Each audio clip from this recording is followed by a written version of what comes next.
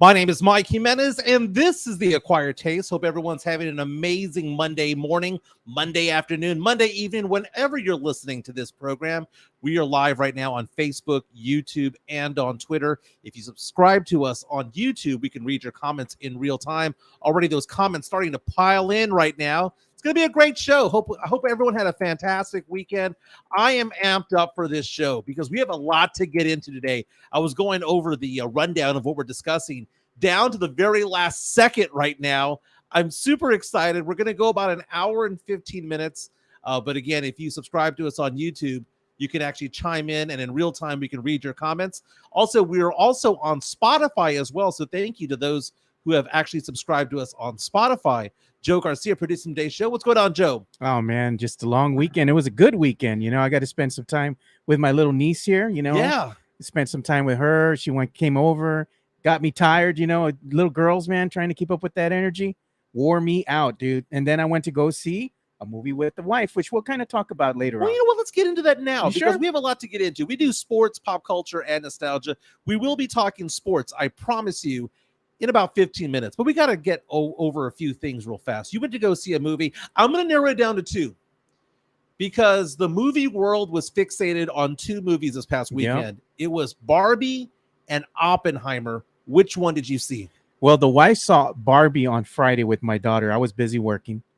I saw Oppenheimer with the wife on Sunday at the West Lakes location here. The Santikos, the new one. The new one, yeah.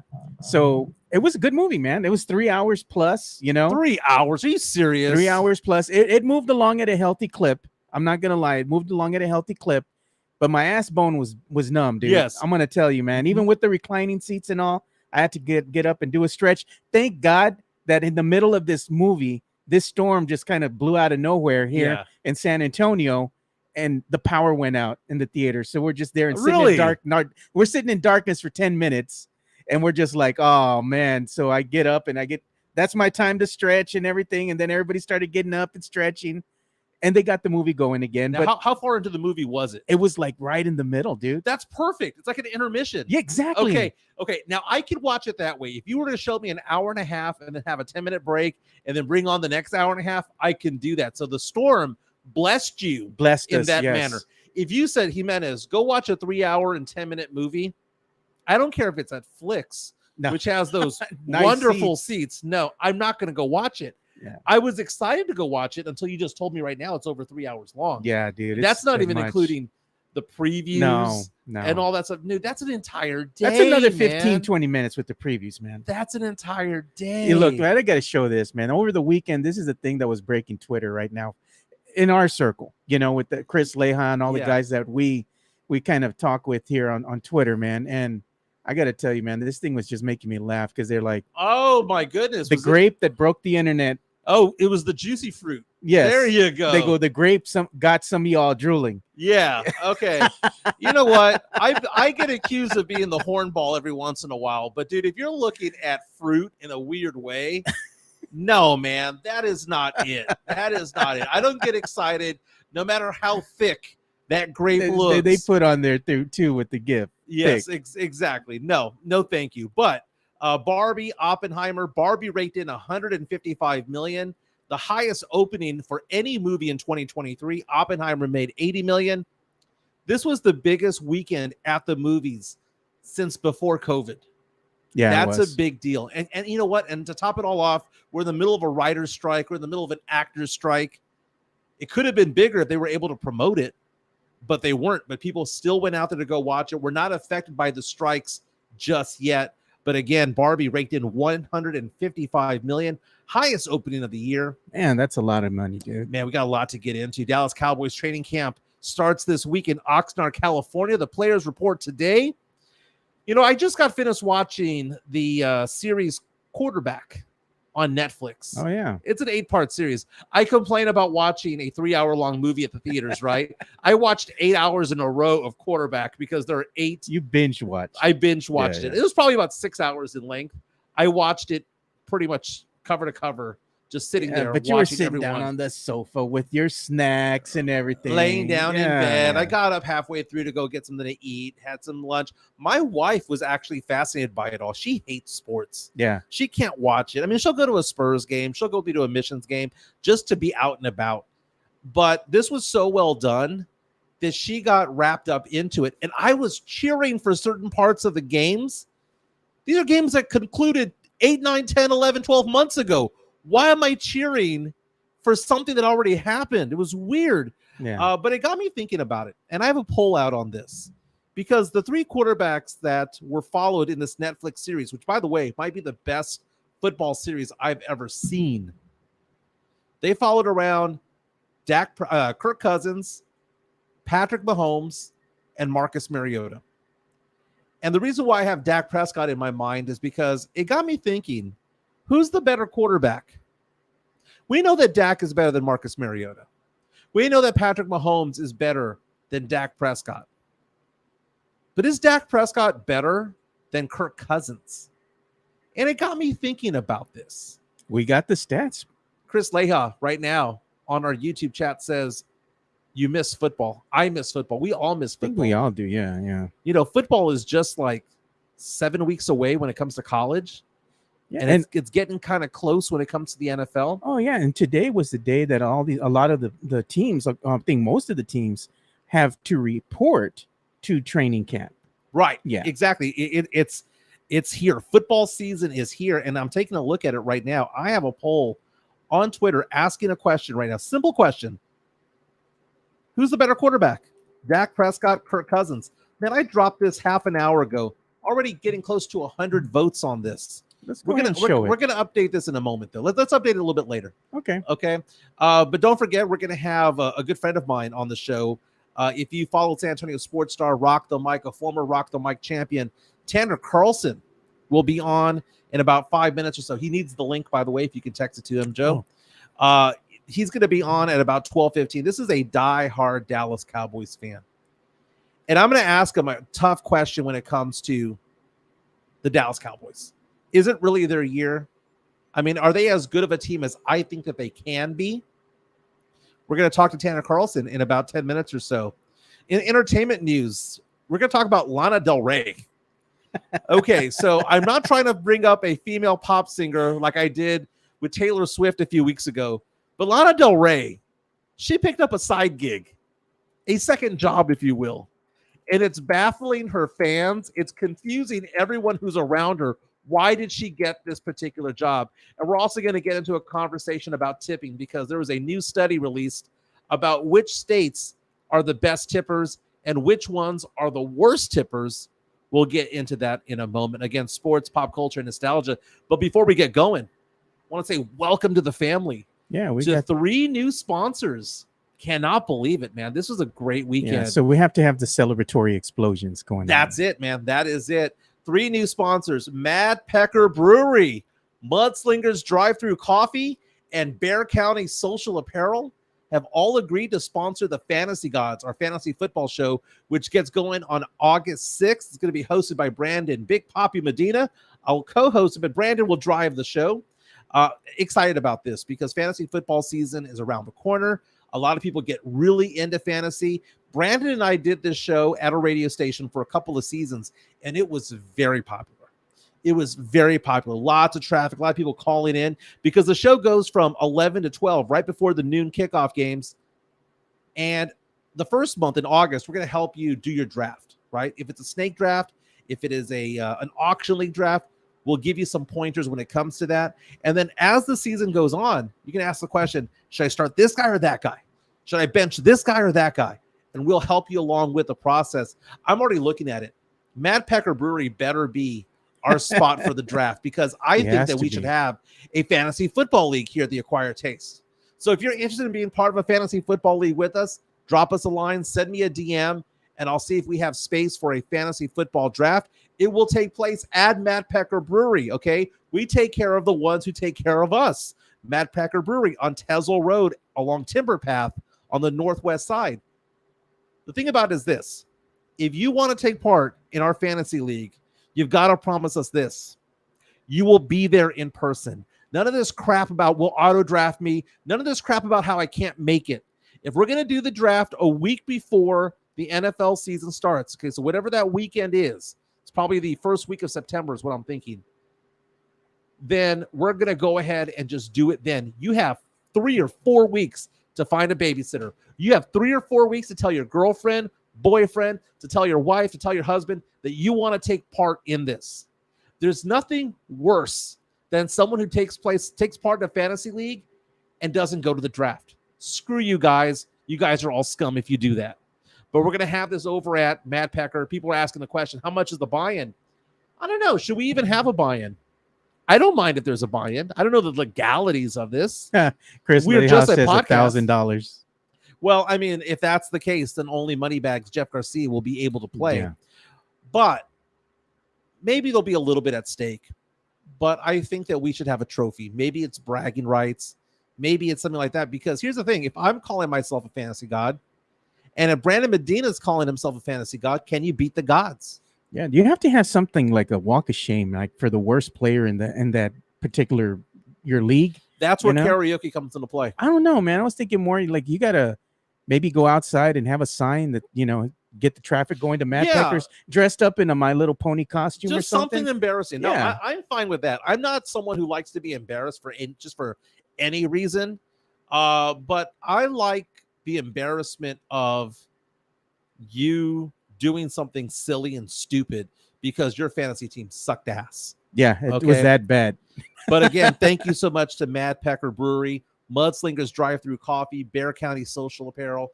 Man, I'm excited about Bear County Social Apparel because I'm already coming up with certain catchphrases, like maybe who's looking good today, according to Bear County Social Apparel. Kind of makes sense, right? Maybe Mudslingers is the gunslinger of the day, which quarterbacks to start. Yeah. Mad Pecker. There's so many different directions you can go with that, but they will be the title sponsor, Mad Pecker Brewery. So we're going to mention them a lot on Sundays. And again, thank you to our sponsors. If you want to sponsor the Acquired Taste or the Fantasy Gods, reach out to both of us or either of us. Let us know, and we'll get you part of the family as well. There's a few companies out there who have already kicked the tires with us, so pretty excited about that. Again, Brandon Medina will host this beginning on August 6th. We're going to have in about 5 minutes a conversation about Dak Prescott versus Kirk Cousins. Who is the better quarterback? But before we get into sports, we have to address the fact that Elon Musk did it again. No, man. If you follow us on Twitter, you may notice that logo, that famous iconic logo, the bird of the white bird and the blue background, is going away. In fact, it went away today. He killed the bird, Mike. He killed the bird. He threw us the bird. He killed the bird. That's the thing about it, man. Elon Musk changed Twitter's logo this morning. The white bird logo is gone. In its place is the letter X, and it's the most confusing thing in the world because if you look at that X, it looks like it belongs to a dirty site. like if it was a porn that's where site, your mind goes. an Ashley Madison type site, I'm looking at that letter going, that's a sexy X. It's not just an X, it's a sexy X. What is Elon Musk doing? And on top of it all, oh, by the way, Elon Musk and Twitter says that if you are not verified, you're going to be limited as to the number of DMs that you have per day, unless you pay to be verified. Again, this is all a cash grab. And again, this is all part of a quote-unquote rebrand of Twitter. Dude, ever since Elon Musk took over, dude, this has gone to crap. It really has gone to crap. Now, the logo, if that was the original logo, by the way, there isn't even an X in the word Twitter. So how the hell do you get an X out of it? And it just looks like this is going to a dirty type of site. That's what it's looking like. I mean, the thing too with this that I've been reading, and what he's been saying to the media is one of the things that kind of caught my eyes. He's like, the new version of Twitter that we're going to be rolling out is going to be artificially intelligence powered. It's going to be AI powered. So what are you doing? Are you going to change it to, you're taking out the human aesthetic part of it to go ahead and have AI generate content for Twitter, or I guess ad placement and all this other stuff? I mean, it's just, to me, it's getting out of hand. And he was one of the biggest advocates when it came out saying, oh, you need to have rules and regulations for AI. And now he's embracing it and going with it and having it power his rebrand of Twitter. The guy's just gone off the deep end, man. Secretly, I think Elon wants Twitter to go ahead and fail. That would be interesting if that's what he really wants. I mean, because he's not only burning his money, he's burning other investors' money. Yeah. Because when he bought this for $44 billion, it wasn't just him. It wasn't just his money. He was 2/3 of it. It was like $26 billion was his. But Twitter has gone down in value according to Fidelity Investments. Fidelity Investments says that it's worth like only 1/3 of what it was 8 months ago when he bought Twitter. Yeah. So I don't know, man. I just think that Elon Musk doesn't know what he's doing when it comes to this. He doesn't know the user base of Twitter. What I'm interested in knowing is, of course, there has to be some type of insurance in play here, right? So if Elon went ahead and spent an X amount of dollars, and he got these investors as well, and each one of them had to pitch in a certain amount of money to go ahead and buy the platform, how much does he get back if this thing goes in tanks? How much insurance money will he recoup if it's a loss? No, it's kind of hard to get an insurance on something like this. I mean, I'm sure they did something. Well, I don't even know if that's legal because at that point, I'm in the investment world, so I know what it's like to do what are called options and things like that. I don't want to get into that. Yeah. But the fact of the matter is that would actually be counter to the objective of the company. The objective of a company is to make money. So if you're betting the other way, that's a little bit off, especially if you're in charge of it.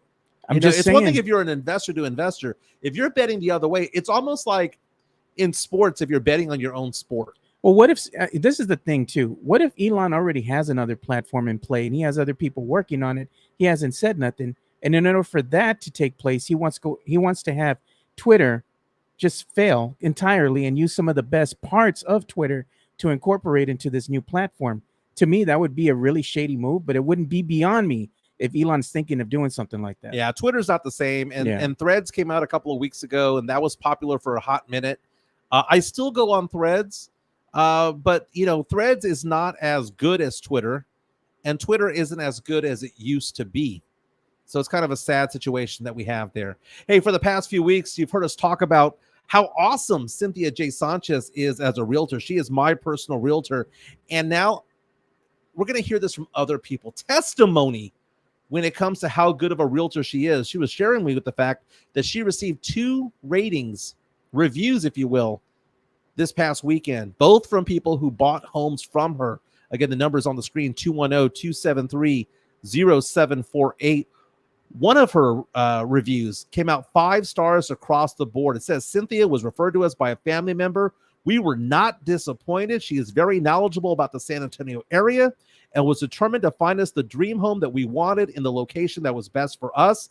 I highly recommend her. She was very patient with us and our situation. It's not an easy journey, but I could not have prayed for a better realtor to be by my side through all of this. We learned so much, not only about San Antonio, but our area and what to look for when purchasing a home. Thank you, Cynthia. That is great. That is great whenever you have Realtor.com, get these testimonials from people who bought homes. Cynthia J. Sanchez has been in business for 16 years, my personal realtor. She found me my home, and she does a fantastic job. And, beyond things like that, I mean, she'll help you get the lending. If you're buying a new home, a pre-owned home, she'll help you through the process. Buying, selling, looking for that investment property, looking for that Airbnb type of thing, looking for a condo, she can help you out. JPAR Real Estate, Cynthia J. Sanchez, 210-273-0748, a proud sponsor of the Acquired Taste since day one. Cynthia J. Sanchez at JPAR Real Estate. And if you ever need her information, you can always DM me, and I can always send it to you as well on Twitter, Facebook, or Instagram, or wherever. She does an amazing job. Lots of great testimonies, and we'll be reading them and telling you about them all week long. Yeah. Outstanding.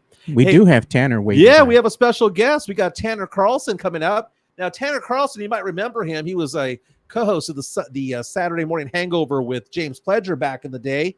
He is a cowboy apologist, if you will. And I love me some Tanner Carlson. How you doing, Tanner? I'm doing good, man. I don't know about a Cowboys apology. I like to think I have somewhat realistic expectations with my Cowboys. Yeah, I know. I'm just giving people grief. But Tanner's a really good guy. He is a Cowboy fan. I needed to bring him on because the basis of this conversation revolves around the fact that I binge watched the series Quarterback on Netflix. Might be the best television I've ever seen regarding the NFL. I mean, it's better than Hard Knocks. It's better than anything that you'll see on ESPN, 30 for 30s and all that stuff. Peyton Manning executive produces. Did you see any of it by any chance?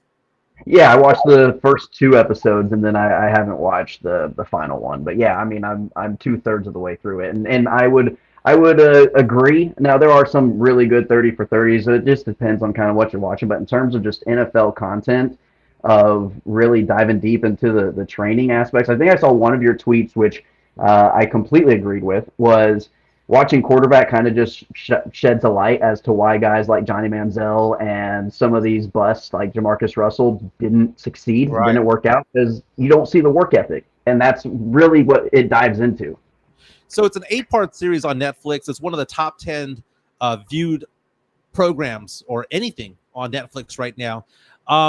Again, 8 episodes. I went through all 8 over the weekend, and I was amazed at how well produced it was, amazed at the access that the camera crews had over there and how open these people were to having cameras out there. I kind of think that Hard Knocks is sometimes contrived, that they kind of set things up a little bit. But with this show, I mean, you couldn't fake what they were doing. You couldn't fake Patrick Mahomes' injury, his high ankle sprain in the playoffs. You couldn't fake Marcus Mariota getting benched. You couldn't fake Kirk Cousins and the injuries that he sustained throughout the entire season. So the reason why I wanted to bring you up on this is because, as you mentioned, I did tweet out there about how Johnny Manziel probably failed because he didn't have the head right for being a quarterback in the NFL. But when it comes to like being a good quarterback, I always laughed at those Wonderlic tests. You know, those things that you get during the combine. And a lot of quarterbacks who score like crap go, well, it's not that big of a deal. But it kind of is a big deal. Tanner, what do you think? Well, I don't know. I've actually taken the Wonderlic test before. The end of last football season, going into the draft season, we took the Wonderlic test, a couple of buddies of mine, and I think I scored about as well as I think it was like Derrick Henry or something like that. Like it wasn't great. I didn't know a lot of them. I just skip them, and it's really just more so the way it works is kind of like how many you can actually get answered. So just skip the ones you don't, answer the ones you do know, and hopefully you get a good enough score. One of my buddies scored the same score as Drew Brees, and I can tell you he is not that smart, especially football smart. So, I don't know how accurate it is in terms of the amount of success you're going to have, Maybe it's more so a test of your discipline or your concentration and focus more so than it is your actual knowledge. But there's probably something to be said, but I don't know how much I can take into it. Talking to Tanner Carlson, former Rock the Mic champ over at San Antonio Sports Star. The debate about Dak Prescott versus Kirk Cousins came up in my head, okay, because I'm watching this show, and you see Marcus Mariota, for example. Mariota, you can tell he doesn't have the confidence, and then that led to him eventually being benched later on in the season.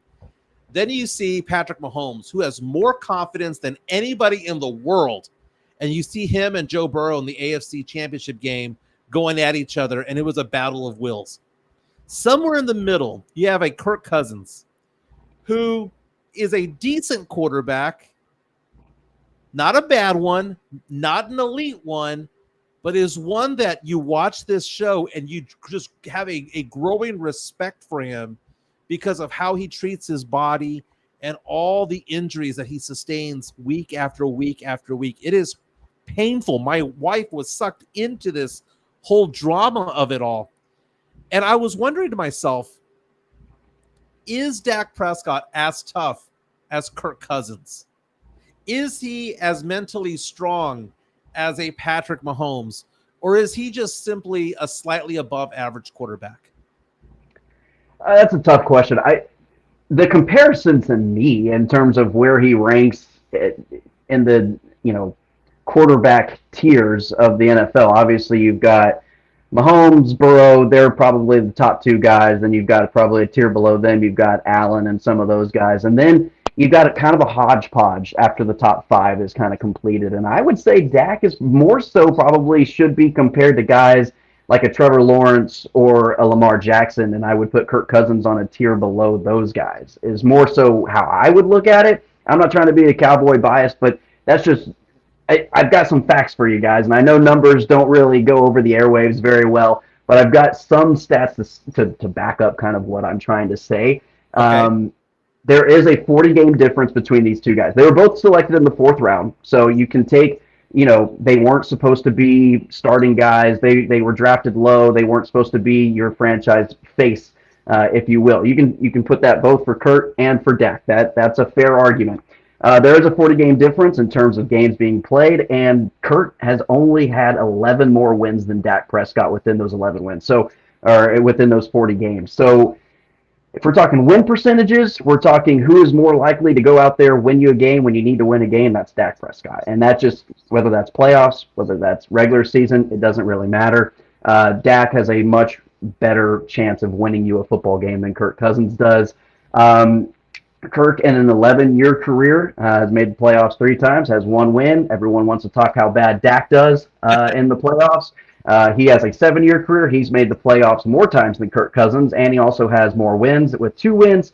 And Dak also has 3 10-plus win seasons and 4 less years being played in the NFL than Kirk Cousins has only 2 10-plus regular season wins.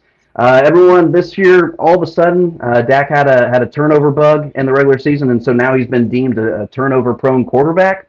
Although his whole 6 years before last year wasn't really the case. But we're going to scratch all those 6 years. We're just going to focus on the 1 year he did have a turnover bug. Kirk Cousins has 6 10-plus interception seasons.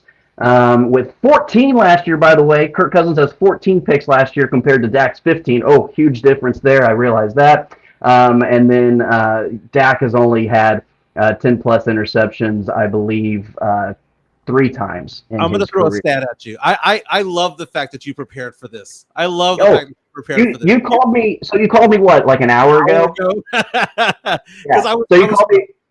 Yeah. You called me like an hour ago, and this is all the research I did within 1 hour. Yeah. I watched the last episode of Quarterback on Netflix, and it was in my head. I was like, I got to talk to somebody about this who's a Cowboys apologist, and you were the first person that I thought. First guy on the list. Okay, yeah. That's hilarious. So the thing about it is that you're throwing out a lot of facts, right? And as you mentioned, Kirk Cousins has played 4 more seasons than Dak Prescott, right? They have identical passer ratings for their career at 97.8. Yeah. Dak Prescott's been to 2 Pro Bowls, 2016 and 2018. Hasn't been to one since. Kirk Cousins has made the Pro Bowl 3 of the last 4 seasons. Yeah, and so did Brett Hundley for the backup quarterback for the Baltimore Ravens. If it's that easy, then why hasn't Dak made it? People choose not to go.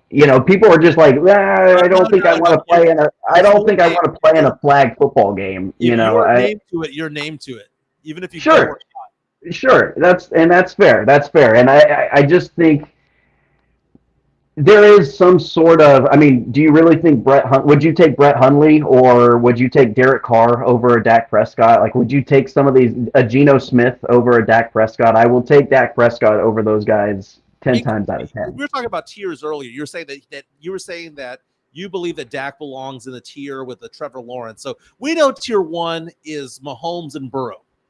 Tier 2 is probably Rodgers, Josh Allen, and name a. That might be it. That might be it. That could be.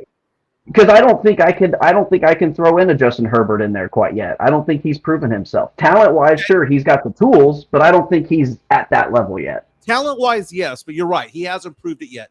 There's a lot in the tier 3 categories, and it's like a moving elevator. Some are moving up and some are moving down on that tier 3 level. Yeah, Trevor Lawrence is moving up. Some might be sliding downward because they're at the tail end of their career, for example. And James Pledger over at San Antonio Sports Star he and I would always debate this question, and we're not trying to get racial here, but it's a joke that we would always say, which is Kirk Cousins white Dak, or is Dak Prescott Black Kirk? Black Kirk. are they the same player? I mean, are they just both above average quarterbacks that, you know what? They're not elite. They're not in the top 5 or 6 or maybe even the top 7 in the league, but they're not in the bottom 20 when it comes to starters. They're somewhere around 8, 9, or 10. They'll get you to the playoffs. They might not take you far. And sometimes they'll have moments of brilliance, and sometimes they'll just wet the bed. Yeah, I think that you could say that really about a lot of quarterbacks, though. I mean, I would say the vast majority of your starting quarterbacks in the league are probably within that tier. I think you have maybe 3 or 4 elite tier guys that are you can guarantee yourself you've got a chance to win a Super Bowl, right? With like 3 or 4 guys every single season. Doesn't matter what roster you put around them. You've got the very few guys. And then I would say after that, probably 15 to 20 guys that are like, sure, are they talented enough to win a Super Bowl if all the pieces play out right and all the things work out well for them and everyone stays healthy and the schedule falls in place the way it's supposed to fall in place? Sure. Yeah, you can have a Brock Purdy lead your team to an NFC Championship game. You can have guys that do those sorts of things. I'm not saying Dak or Kirk aren't capable or don't have the tools to win a Super Bowl, but yeah, they're probably within that range. But it is funny that everyone uses Kirk Cousins as kind of that. He's that measuring stick of average.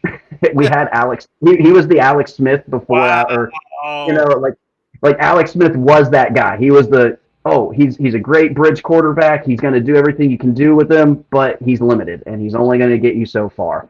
And so, yeah, you kind of have those types of guys every single era, if you will, every decade or so. You get the perfect average quarterback, and everyone measures stick to that guy of, are you average, are you above average, or are you below average? And the way I always looked at it, because people always gave Romo such a hard time, especially Cowboys fans, of we can do better than Romo. He's never going to take us to the promised land. My argument was always, who is better, who is obtainable? Who can you trade for where you're not going to get 4 first-round picks and you're going to have to give away your entire future to get a Patrick Mahomes?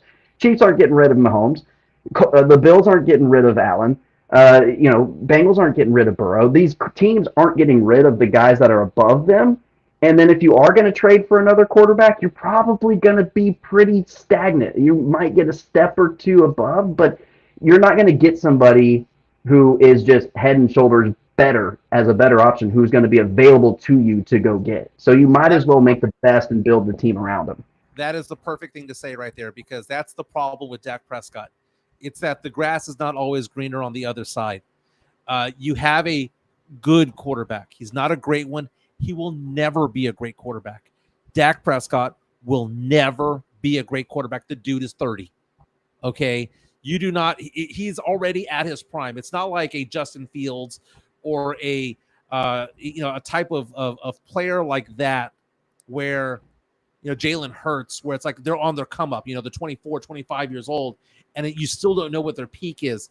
We've seen Dak's peak. You don't get better in your 30s. You are who you are at this point.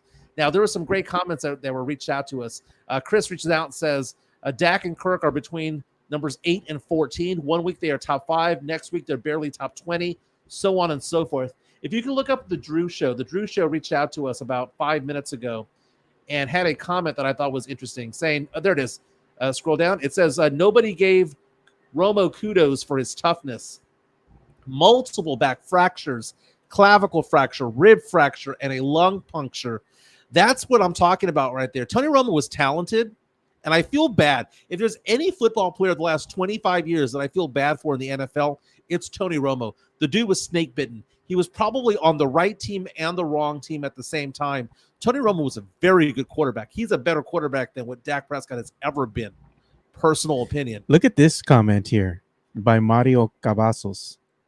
Dak is a modern-day Warren Moon. Oh, screw that. Warren Moon is a legend.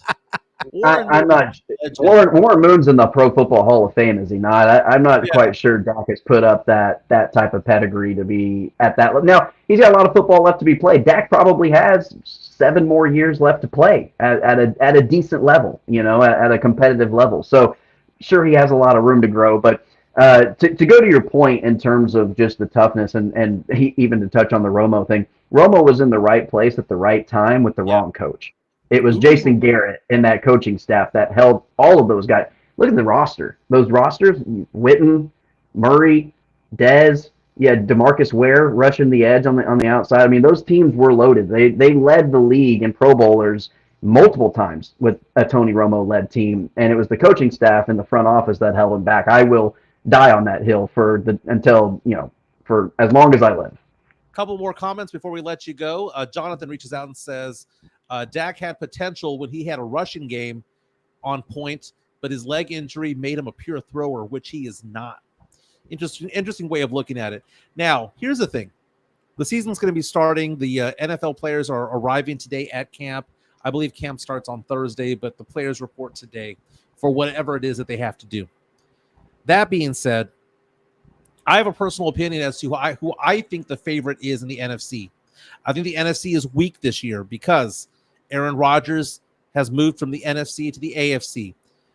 You have so many injuries at quarterback for San Francisco. Is Brock Purdy going to come back? Do you believe on who they picked up? Are they going to go Trey Lance? There's a lot of question marks when it comes to that. The Rams, still a lot of question marks with that team, with Matthew Stafford coming back from injury.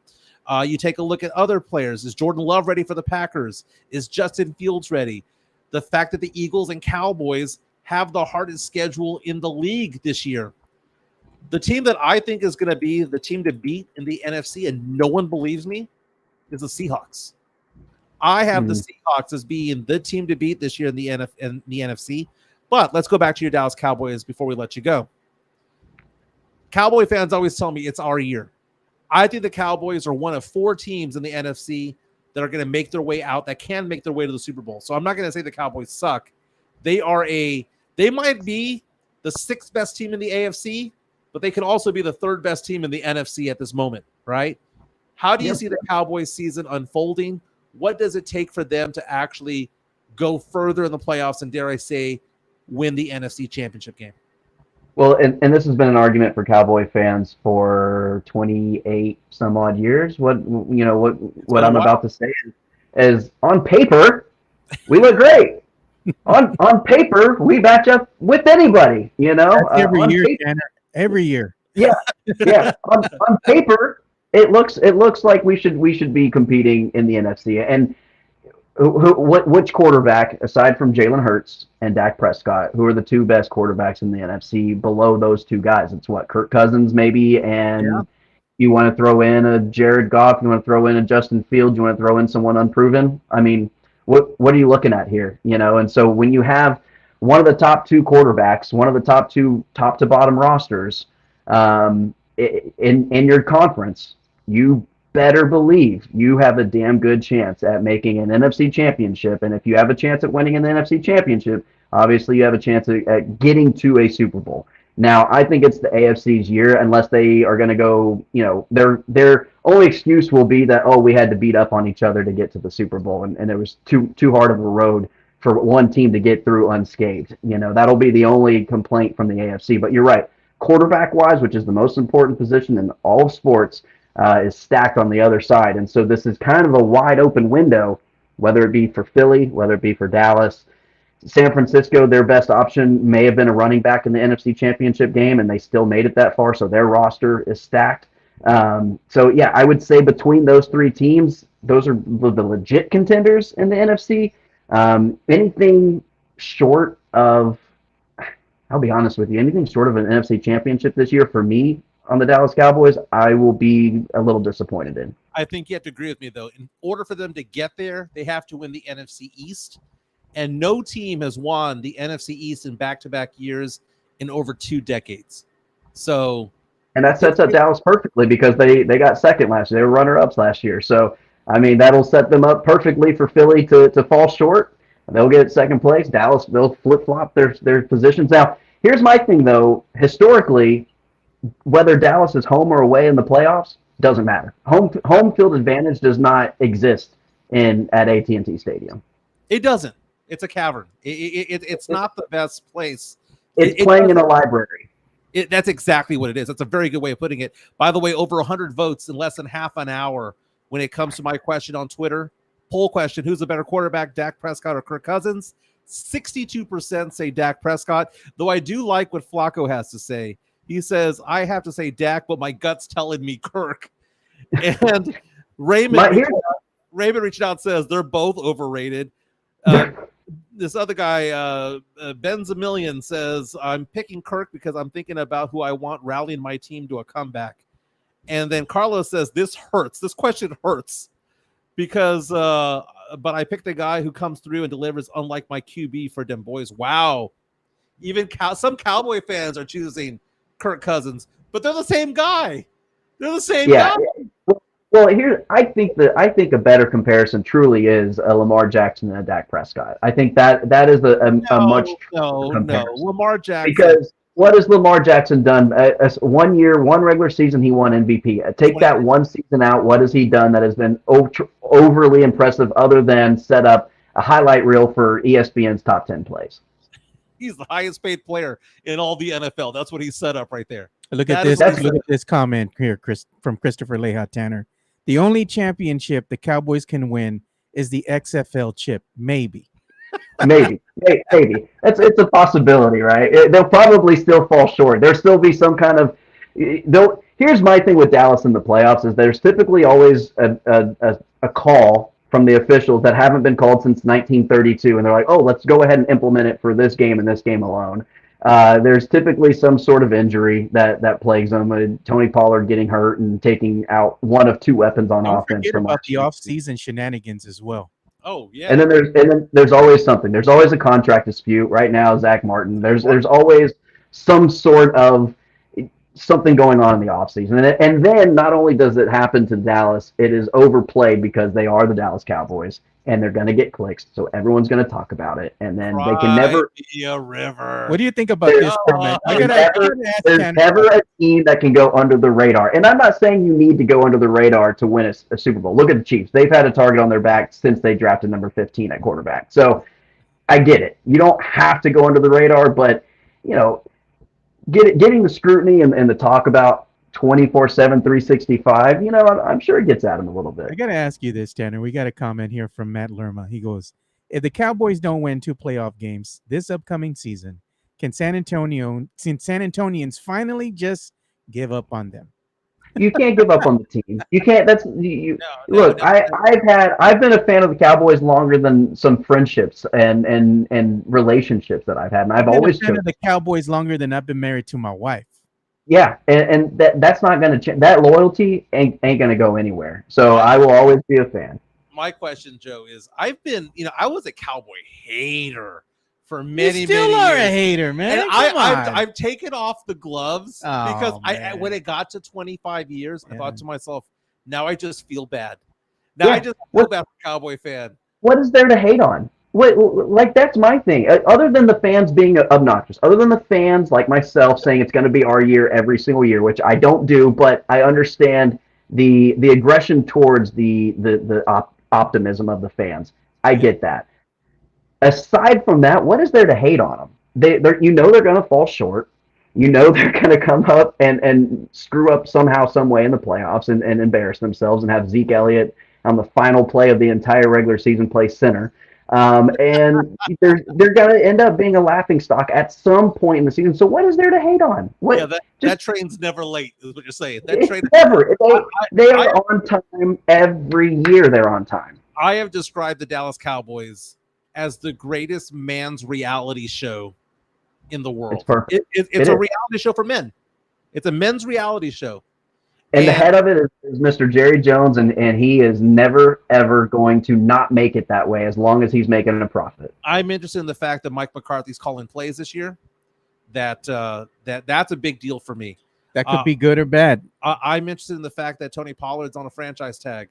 I'm interested in this team because all the questions we saw, Zach Martin is now threatening to hold out because he knows, wait a minute, Parsons got to get paid. CD's got to get paid. What are they going to do about Tony Pollard? Trayvon Diggs needs to get paid. And he's like, wait a minute, I'm the 6-time All-Pro future Hall of Famer. And he hardly gets injured. I never get hurt. Yeah. Can you pay me first? Here's another conversation along with all those guys' names that you just mentioned. Guess whose contract is right behind theirs? Dak Prescott's. Oh, Dak. Dak with a cap hit of $59.4 million this upcoming season. He signed a 4-year deal 2 years ago. He's going to the year number 3 of that deal this season. And if those contract talks, you don't think that they're already starting to ramp up a little bit, he's going to be right around the corner for contract number 2. And that's going to add on with Diggs, Parsons, CD, Martin. There's going to be a lot of talk, a lot of discussion. This team, I have a feeling in 2 years, this team is not going to look anything like it does right now. So you have to win now. Thank you for saying that. The window, as I mentioned last week, is kind of closing.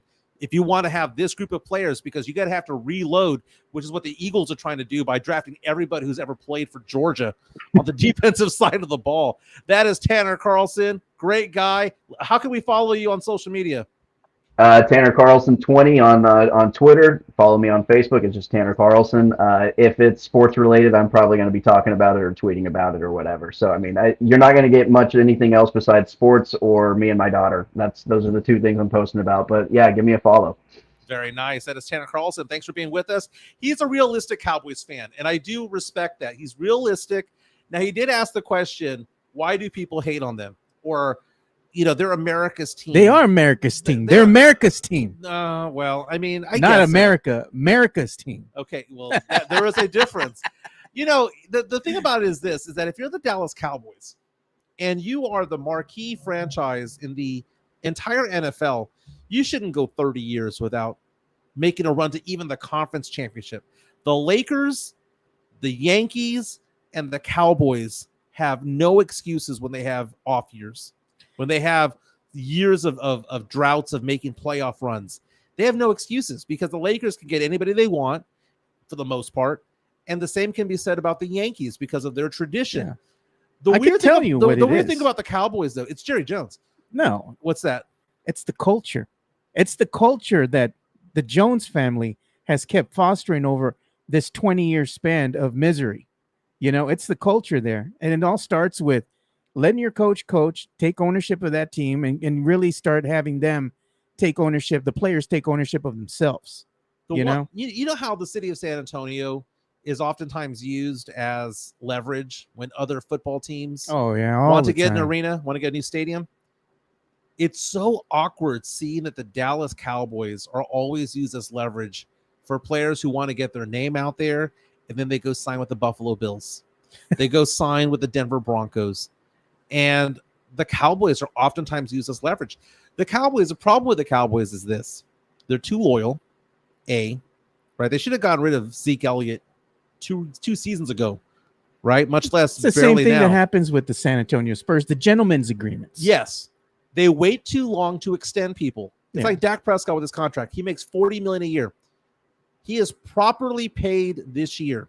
he's going to be underpaid beginning next year. Yeah, year 4. So what ends up happening is that are the Cowboys going to extend him? No, they're going to wait till the very last minute. They're going to wait for Justin Herbert to set the market. They're going to wait for Joe Burrow to go on and set the market, and then they're finally going to pay Dak Prescott. And it's like they could have lined up Dak for $50 million instead of going to pay him $56. That's what's going to end up happening. Cowboy season gets going. First preseason game, August 12th against the Jaguars. First regular season game is going to be September 10th at 7:20 p.m.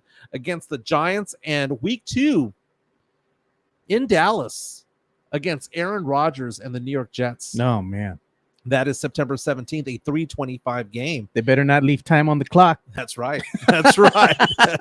Hey, don't forget to follow Jeff Garcia from Locked On Spurs. I follow him on Spotify. I follow him on YouTube as well because, again, you can subscribe to the Locked On Spurs network. You can also follow him on Twitter at Jeff G Spurs Zone and on Threads at Jeff G Kens 5SA. You know, today's guest of Locked On Spurs is somebody that I know. Who is it today, man? I don't know. I think it's me that's a guest here on Locked On Spurs. Me and Jeff actually are going to be talking about and this is the funny thing. I made full disclosure here. Me and Jeff were looking for topics, and I suggested him something. I said, look, I had this playing around with AI. I had this suggestion come up on topics. Yeah. It was 5 Spurs players who are still on the open market, you know, former Spurs players. And Jeff's like, well, there's 6, including Rudy Gay. So I said, let's talk about it, man. So we went ahead and talked about it. And on today's episode of Locked On Spurs, we asked the question, out of the 6 former Spurs players who are still out there waiting to be signed, which one would you want back? That's a great topic. Yeah. I can't wait to listen to that one. Yeah, that's a very good topic. You know what? I think we should revisit that one tomorrow. Yeah. Because I'm going to think about it, and then I want to hear what you guys have to say. Again, Locked On Spurs. You can watch it on YouTube. Subscribe to Jeff Garcia, Locked On Spurs on YouTube. Subscribe to Locked On Spurs like I do on Spotify. It's daily content when it comes to your San Antonio Spurs, Silver and Black. Joe Garcia, today's guest. I'm sometimes on there. He asked for me to be on there, but I big timed him. No, I had other things to do. So I my business is booming right now when it comes to my day job, if you will. So I had to go attend to that. So my bad. Let's go into some entertainment news. Man. Where's that animation there? I mean, don't tease me with that animation without showing the animation. Oh yeah, I'll show it to you. Are we gonna have to wait for this? No, man, it's coming up right now. It's like I work for MTV News over here. Hi, I'm Kurt Loder. Man, I haven't heard that guy's name in forever. Oh, he finally retired. They did away with the whole thing of MTV News. Finally. He did? No, and he retired years back, but MTV News finally officially put the nail in the coffin. Really? They're done. Yeah, they came out on Twitter and everything, dude. Everybody was like, wow. Yeah, talk about it. Blast from the past, you know, seeing the iconic globe come up, MTV News, breaking news. And before, you know, social media, that's how we used to get our breaking news when it came to entertainment news. Yeah, so the song, the MTV News. Doom, doom, doom, doom, doom. The background music was Loungefly by Stuntable Pilots. Yeah. That's what it was. Hey, I want to talk about a particular singer, not because I'm a fan, okay? So I'm not going to go ahead and say that I'm a fan of this singer, though I do have a friend of mine who did go to her concert, Lana Del Rey. She's 38 years old. She just released her 9th album earlier this year. She played at Glastonbury, which, if you don't know, is the biggest music festival in the world. It takes place in Europe. And Lana Del Rey is a very famous singer worldwide. She has 2 songs that have nearly 1 billion streams on Spotify. She's like the 52nd most popular player or artist on Spotify. Really? Yeah. She's popular. I would say most popular among women. Okay. But there's something weird that happened over the weekend that people are trying to figure out what the heck is going on, because she just played a festival a couple of months ago, and now she is spotted in Alabama at a Waffle House. Florence, Alabama, a small town in Alabama, okay? And she wasn't there eating. She was there working. She was.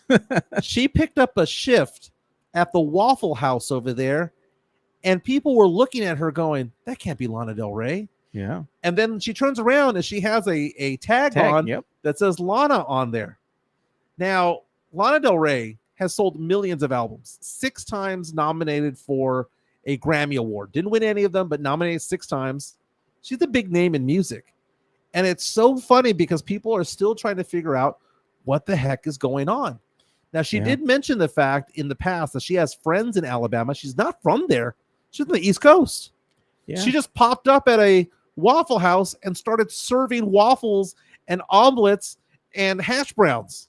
And there's actually a video of her as well. I'm showing it right now. She was in the parking lot with some of her fans, and she was sharing her vape with one of the fans there. So she's like making the tour, you know. She's been supposedly spotted in some other places as well. So maybe she's doing I don't know, maybe some character acting or something like that. Maybe she's getting ready for a movie. Yeah, and no one knows. And you know, this is not somebody who's like past her prime. This isn't somebody who's like, oh well, she's just like an old school singer that no one cares about. She is in Taylor Swift's latest album. She collaborated on a song with Taylor Swift for her latest album. She's got talent, man. She's 38 years old. She's known for one of her songs, "The Summertime Sadness." And it's just so funny because she's posing with photos for people. Just seems to be in a pretty good space. And people are asking if this is going to be part of a music video or if it's a role for a movie. Could be. She's just not saying. She can't probably. The weird thing is that she's just kind of like interacting with people going, yeah, but do you want fries with that? She's serious. You know, because there are no cameras there. So when people are asking, well, it's probably for a music video. Where the hell are the cameras? Because every single photo that you're seeing online about this is from people's cell phones. Hey, man. There's no camera crew there. Maybe she got to pay her taxes or something, dude. We never know. What, $213 plus tips? Is that really it? Who knows, man? Maybe. I think she's just getting ready for maybe either some type of a series that's going to be coming up that she's going to be playing. Who knows? Maybe somebody working at a diner, or it could be a movie role. And people are like, that can't be her. That can't be her. It's her, man. It's her. You know, it's funny because there was a TV show called The Sweet Life with Zach and Cody. Yeah. It was with Disney. I remember that. And one of the guys, one of the twins that was like the main characters, ended up becoming a waiter, like in New York after that show ended because he needed to pay some bills. And he was waiting at a really nice restaurant, but people were taking photos of him going, why is this dude who is literally on Disney right now working a dinner shift at this steakhouse? And that's the thing about actors. They sometimes don't make as much money as we think. Singers don't necessarily make as much money as we think. Now, I'm not saying that Lana Del Rey is poor, but I don't know if she's having a midlife crisis or what. No. But I find it to be interesting that, you know, she was at this huge festival. She released her album. She's released videos. And she's just no advertising, no marketing. It wasn't like one of those things where she's like, hey, guys, I'm over at the Waffle House in Florence, Alabama. Come see me. She was just discovered there by fans. It's the weirdest thing. Hey, check this out, man. I like this comment from the Drew Show right here. Does anybody remember that TV sitcom set in San Antonio, The Brothers Garcia? It was way better than Primo. It was actually funny. Think of it every time Joe is on with Jeff. Again, I gave Primo one episode. Maybe I'll give it a second one, but I didn't like the first one. That's Shea Serrano's new show on Amazon Prime. But man, you know, props to Lana Del Rey. Props, I guess. Whatever makes her happy. But she seems to be, she's not looking like one of those celebrities who looks all, you know, whacked out by life. She looks happy, dude. She's not walking nude down the street. Yeah. She doesn't look like Britney Spears in her bra and panties. Dancing in front of that poor dog. Dancing in front of a dog, right? She just looks like, yeah, I just picked up a shift, man. I have friends that live here and I needed something to do to pass the time. I just wanted to come visit some friends. So bizarre. So bizarre. Oh, we also had a happy birthday too. Now that they bring it up here, Tim Gonzalez. It was Selena Gomez's 31st birthday. 31st birthday. And a lot of people gave me crap, including Drew, who's on our threads right now, simply because I said that she is now qualifying in my half plus 7 rule. Right? Because I'm like, you know, it's creepy if you date somebody or if you say somebody is attractive that is younger than half your age plus 7. I'm 46 years old. That would be 23 plus 7, 30. She's 31. Boom. She's crossed that threshold. She's in the range. She's crossed that threshold. So now I can say, hey, Selena Gomez is kind of hot, right? And people give you so much crap about it because they're like, oh, well, didn't you watch Selena Gomez growing up on Disney? Dude, I watched Natalie Portman grow up also on The Professional back in the 90s. She grew up into somebody big. Drew Barrymore did too. Diane Lane was a teenage actress who's beautiful now. So was Miley Cyrus. She was at Hannah Montana. There you go. I don't understand that logic. Okay. Now, I'm not saying, hey, man, she was hot in that video back from 15, 20 years ago. No, I did post a photo when I said happy birthday to Selena Gomez. The reason why I chose that particular photo, which was 10 years ago when she was much younger, was because she was wearing a Spurs jersey. Oh, yeah. I remember there was a reference to that. She was sitting next to Tony Parker's wife that game. But speaking of Selena Gomez, I didn't realize how much of a fan I was of her singing because I saw this thing on TikTok the other day where it said ranking the top 10 songs of each artist. And I was going through each one of them. And one of them was Selena Gomez. And I was like, man, I know 7 of these songs. Look at what Chris Leja says. Keep her name out your filthy mouth is what Chris has to say. But what about keeping her lyrics in my mouth? Because whether it's Lana Del Rey or Selena Gomez, Taylor Swift, this Thursday, you can karaoke any of those artists over at Serenity Manor. That's right. Proud sponsor of the Acquired Taste over here. They do karaoke nights every other Thursday. So go check out Serenity Manor. It's an events venue on Old Bandera Road, Caddy Corner, diagonal, across the street, if you will, from Flora's Country Store. Go check them out because, again, they actually host weddings, bridal, and baby showers. I don't know if we have their photos up there. Oh, yeah. Or if we can have their contact information up there. Weddings, bridal showers, baby showers, quinceañeras, corporate events. This is a building built back in 1913. It's a beautiful building. Again, it's called Serenity Manor. They have a bar there. And on Thursday nights, they do karaoke. And we've got that address up there on Old Bandera Road. This Thursday, not only can you do karaoke, they did it from 6 to 10 last time they did it. But they actually kept going to 11 because so many people showed up. I was there. Several listeners were there. Had a great time over there. I did Bobby Brown's Every Little Step. If I head out there this Thursday, I don't know which song I will do. But if you're interested in going, DM me and then, give me a reason to be out there. Hang out with me. Maybe Jason Garcia will show up again and take some more video. Yeah, Jason Garcia. We have the owner of Mudslingers who showed up as well. But it's very cool. Again, it's this Thursday. And if you go out there, by the way, SA Curbside Eats will be there. And they were there last time they did karaoke night. Man, those quesadillas and burgers were on point, man. Really, man. That was good food right there. And it's right there. They have a bar. They serve beer, wine, and margaritas. And you can also take your teenage kids out there. Go have a family night out there because it's a family atmosphere. People aren't getting drunk off their ass. People are having a good time, being sociable, getting something to eat, and getting some karaoke on. It's a very family type atmosphere. But the last time they had it there, when I was there, the first time they had karaoke night, they had about 60 to 70 people there. That's a good show, man. A good turnout. It was very, very cool. And again, it's like a community bar. It's like a local neighborhood bar. Yeah, this venue is beautiful. It has the indoor, outdoor. They show the studs up in the ceiling as well because it's a very old building, but it brings out that old Helotes vibe and feel to it. It's very, very, very cool.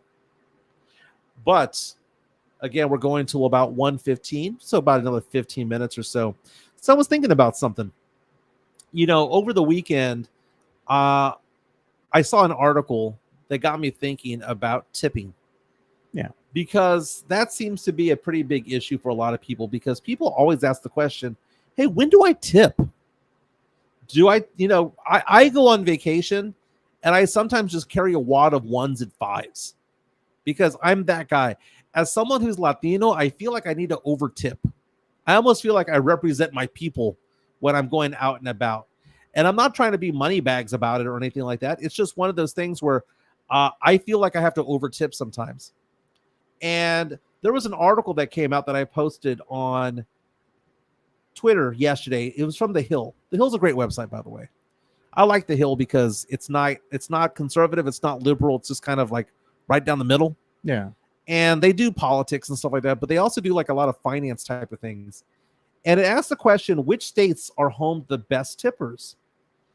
And it made mention of the fact that the tipping average for the most generous state is Delaware, 22%.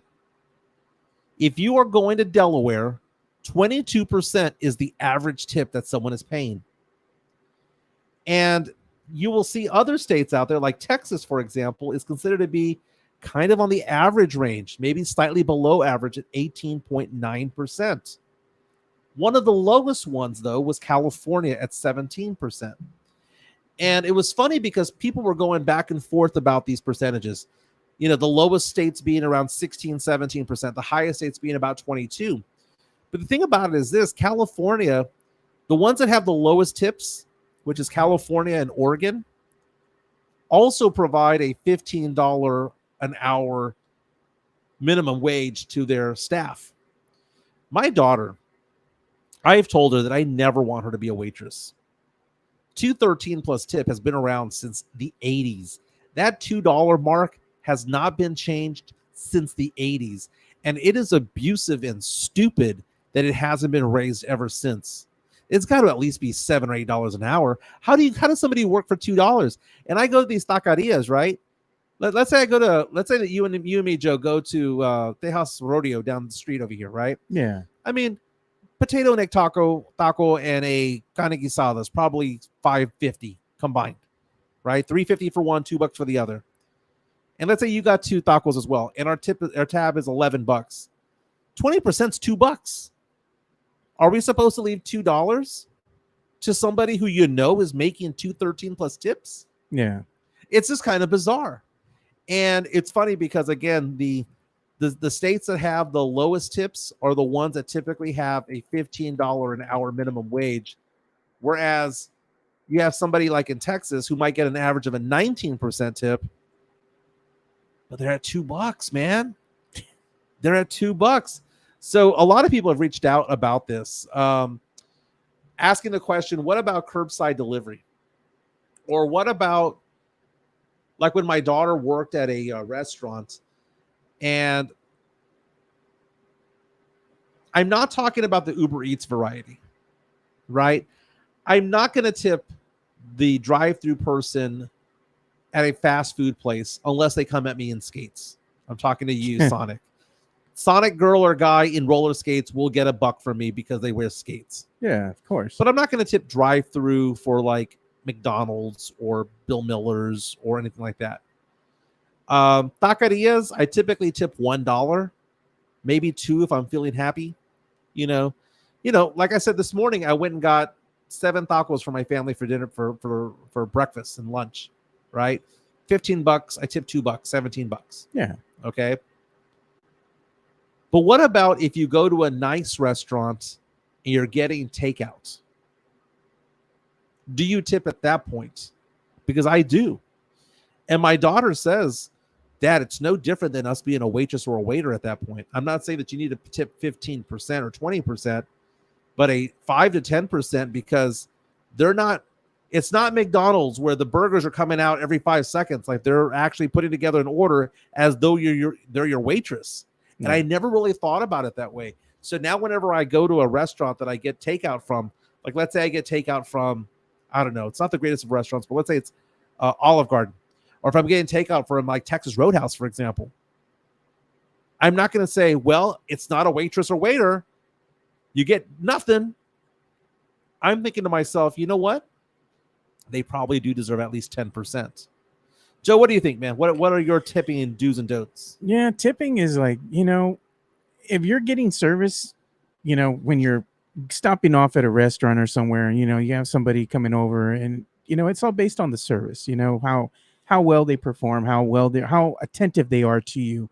And, while you're eating at a business, the other flip side to that is if let's say I'm getting me some Dutch Brothers, and the kids come out, because they're always working hard. And I know some of them here at my local Dutch Brothers here on Petranco because they're friends of my daughter, Mm-hmm. So if I see them out there, I mean, even if they're not, and you see them working so hard, and they're like, you don't have to tip, it's optional.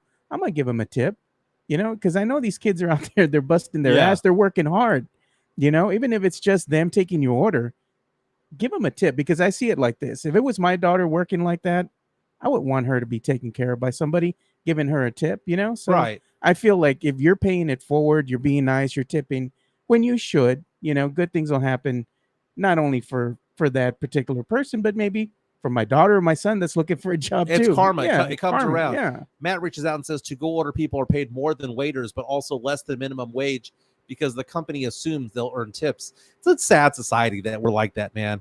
I mean, props to the $15 or $10 an hour places. Maybe not 15 for a waiter or waitress, but they got to make more than $2.13. Can we at least agree on that? Yeah, they need to get paid more than, at least minimum wage, something. Plus, if they make tips on top of that, that's great, because in today's society, prices have changed, man. They're not what they used to be. You can't just tell somebody to work a 10 or 12-hour shift for tips. There's some places where I tip from time to time that are not necessarily expected, but man, they are loved. When I go to those spray through car washes, I have a subscription to one. Dude, if you tip just $2, man, they will go to town on your car before it goes through that drive through, if you will. Yeah. They will go to town on it. I've gone to Subway, sandwich artists, and now they're asking, do you want to tip over there? And I never thought about it. I'm like, yeah, I'll tip there. I would rather tip than not tip and be that jerk. Yeah. In someone's day. That's the thing. You could even turn their day around. Some of these kids are just out there working hard, and they've had people being so rude to them every single day, coming in, just yelling at them. And you turn around, be a good customer, give them a tip, and it just kind of changes their day. Right. From just having a shitty day to now, okay, well, this person was really nice. It's going to push me forward through the day, There's a quick story that I have here about that, is that JJ Garena, he was on our show last week, right? Yeah. He and I had dinner or lunch, I don't know, about a year ago, and we went to Papacitos. And I like Papacitos. I mean, the fajitas are really good. The margaritas are really good. We went there just for lunch one time to kind of talk about business. And I assumed that he paid for lunch, and he didn't. Oh, he assumed that I paid. I remember this. And this was like a $40 lunch. Yeah. And we both left, and it was like we didn't pay. So I'm driving home. So this is Papacitos is on I-10 and Huebner. Yeah. And I'm driving home, and I'm like, dude, I forgot to tell him thank you for buying lunch. So I called JJ up, and I'm like, JJ, dude, thank you for buying me lunch today. I forgot to say thank you. And he goes, what do you mean? And I said, well, you paid for lunch, right? And he goes, I thought you paid for lunch. I was going to call him thank you. So then I called the restaurant, and the restaurant says, hey, we charged it off as a dine and dash.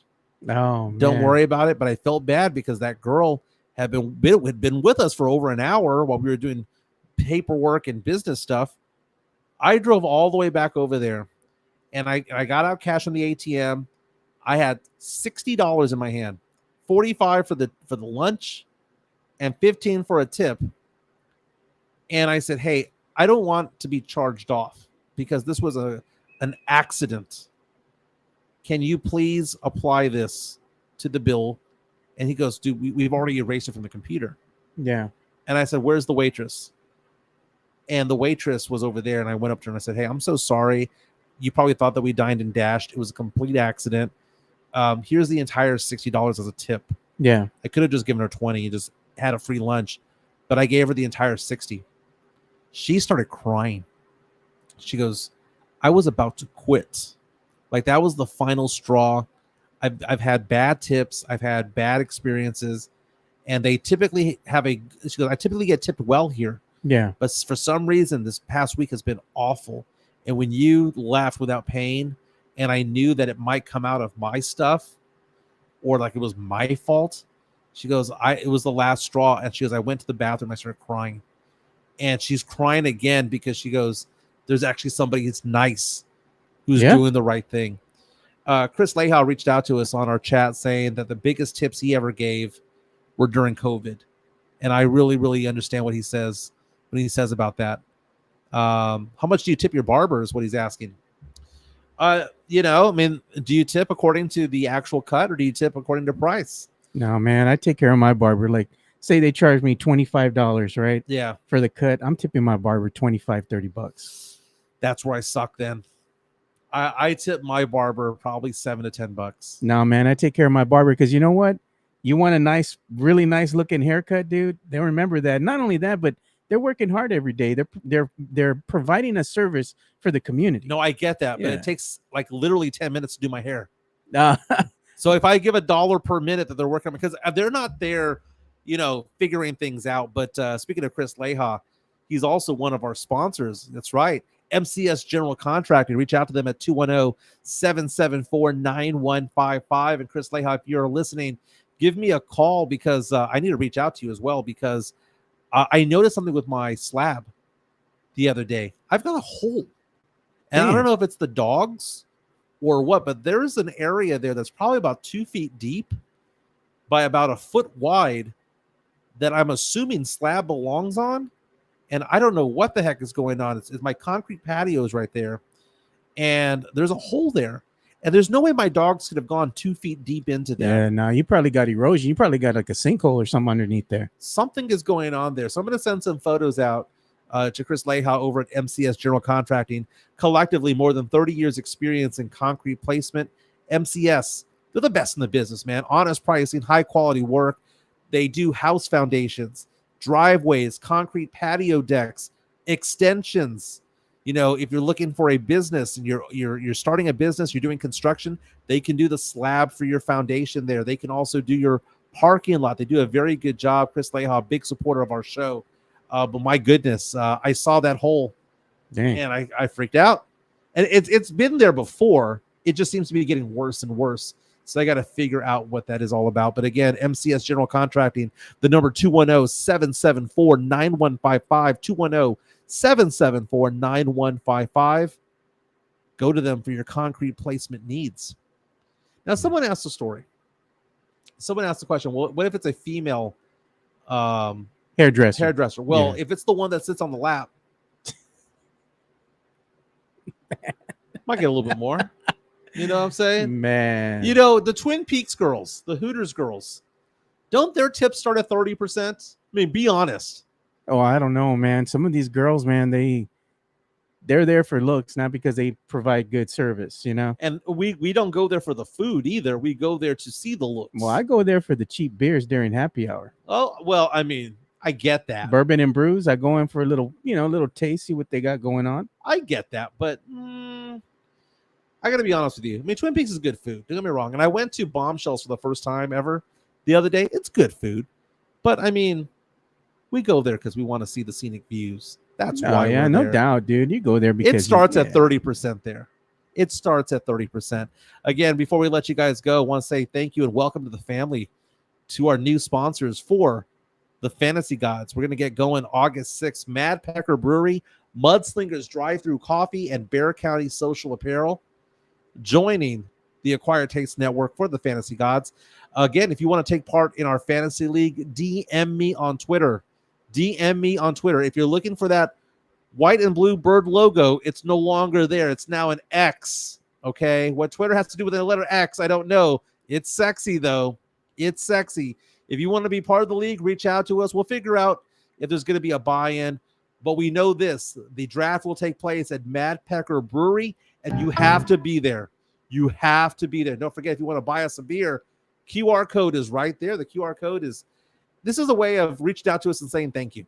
Yeah, you appreciate what we're doing. And I got to log in to figure out how all this works because we had somebody who sent us a beer last week.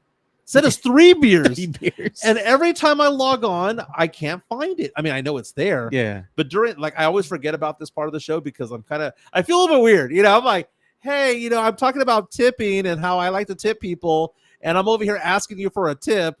But if you want to tip me and Joe, again, buymeacoffee.com/theacquiredtaste. This is money that goes to me and Joe. It's our way of saying thank you. Or you can say thank you to us, by the way. The $200 that was tipped to us last week was sent to Katie Goodman, who, by the way, is en route right now to Australia. If she's there already. She's there already. No, her plane left LA about 3 hours ago. Oh, okay. I thought she was there already. No, she was already on the road to LAX. Ah, okay. So she'll get there sometime today. She's super excited. So she's scared.